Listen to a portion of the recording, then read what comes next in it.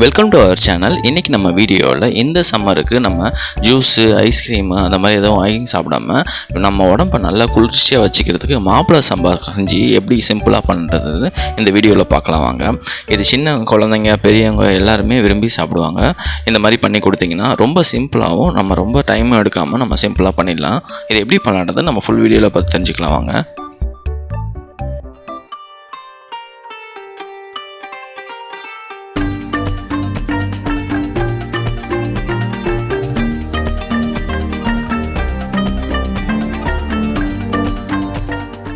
First நம்ம மாப்பிளை சம்பா அரிசி ஒரு பவுல் எடுத்துக்கோங்க. இந்த ஒரு பவுல் அளவு தான் நம்ம தண்ணி எல்லாமே சேர்க்க போகிறோம்.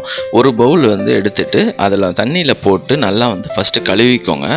இந்த தண்ணி கழுவிட்டு இதை நீங்கள் ரிமூவ் பண்ணிக்கோங்க. இந்த தண்ணியை இதில் நம்ம ஊற வைக்க போகிறதில்ல. கொஞ்சம் நார்மலாக கொஞ்சம் லைட்டாக கழுவிட்டு நல்லா அந்த தண்ணியெல்லாம் ரிமூவ் பண்ணி விட்டுருங்க. அதுக்கப்புறமேலு நம்ம ஊற வைக்கிற தண்ணி பார்த்திங்கன்னா நல்லா முங்குற அளவுக்கு தண்ணி சேர்த்துக்கோங்க. இதே தண்ணியை தான் நம்ம இந்த ஊற வைக்கிற தண்ணியை தான் நம்ம சேர்க்க போகிறோம். நல்லா ஓவர் நைட்டில் ஊற வச்சுக்கோங்க. அடுத்த நாள் காலையில் எடுத்து பாருங்கள். எடுத்து பார்த்திங்கன்னா உங்களுக்கு அரிசியை எடுத்து பார்த்திங்கன்னா நல்லா தெரியும், உங்களுக்கு நல்லா ஊறி இருக்கும். இப்போ இந்த அரிசியை தனியாக எடுத்துகிட்டு மிக்சியில் ஆட் பண்ணிக்கோங்க.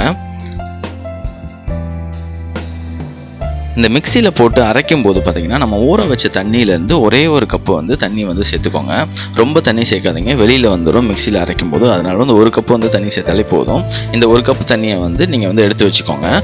எடுத்து வச்சுட்டு அதுக்கப்புறமேல் நம்ம இந்த மாதிரி அரைச்சி இந்த மாதிரி ஒரு சட்டிலையோ இல்லை குக்கர்லேயோ நீங்கள் சேர்த்துட்டு இதை இது கூட அந்த ஊற வச்ச தண்ணியை சேர்த்துக்கோங்க ஒரு கப்பை. அதுக்கப்புறமேலு நீங்கள் நார்மலான வாட்டர் பார்த்தீங்கன்னா நீங்கள் 2 கப்பும் சேர்த்துக்கோங்க. இதுக்கு தண்ணி நீங்கள் அதிகமாக தேவைப்படுற மாதிரி நீங்கள் சாப்பிட்றீங்கன்னா நீங்கள் எக்ஸ்ட்ராவாக இன்னொரு கப்பு 3 கப்பாக கூட நீங்கள் சேர்த்துக்கலாம் தண்ணி. சில பேருக்கு பார்த்திங்கன்னா தண்ணியாக குடிக்கணும்னு ஆசையாக இருக்கும். சில பேருக்கு பார்த்திங்கன்னா நல்லா கட்டியாகவே சாப்பிடணும்னு நினைப்பாங்க. அந்த மாதிரி இருக்கவங்க தண்ணியாக வேணும்னா நீங்கள் எக்ஸ்ட்ராவாக ஒரு கப்பு சேர்த்துக்கோங்க. அப்படி கட்டியாக குடிக்கணும்னு நினச்சிங்கன்னா நீங்கள் 2 கப்பு நம்ம சேர்த்தோம் பார்த்திங்களா, அதே மாதிரி நீங்கள் சேர்த்துக்கலாம். நீங்கள் நல்லா கிளறி விட்டு இந்த மாதிரி பொசிஷன் வர வரைக்கும் நல்லா கிளறி விட்டுக்கோங்க.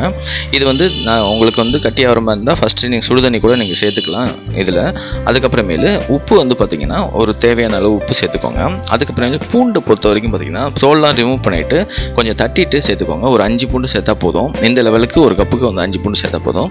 அதுக்கப்புறமேலு சீரகம் ஒரு 1/2 ஸ்பூன் சீரகம் எடுத்துக்கோங்க. இதை கொஞ்சம் நல்லா நசுக்கிட்டு இந்த மாதிரி சேர்த்துக்கோங்க. கையாலேயே நசுக்கி சேர்த்துக்கோங்க. அப்புறம் அந்த கொதி இருக்கு பார்த்தீங்களா, அந்த கொதியிலேயே நல்லா கிளறி விட்டுக்கோங்க. நிறைய பேர் மாப்பிளை சம்பா கஞ்சி பண்ணியிருப்பாங்க. அந்த மாதிரி இந்த ரொம்ப கஷ்டப்பட்டு பண்ணாமல் இந்த மாதிரி கொஞ்சம் சிம்பிளாக பண்ணி சாப்பிட்டு பாருங்கள். ரொம்பவே டேஸ்ட்டாக இருக்கும். இந்த சீசனுக்கு இந்த மாதிரி எடுத்துக்கிட்டிங்கன்னா ரொம்ப நல்லது உடம்புக்கு. இந்த வீடியோ பிடிச்சிருந்தா நீங்களும் ட்ரை பண்ணி பார்த்துட்டு கமெண்ட்டில் சொல்லுங்கள். மறக்காமல் சப்ஸ்கிரைப் பண்ணிவிடுங்க. தேங்க்யூ.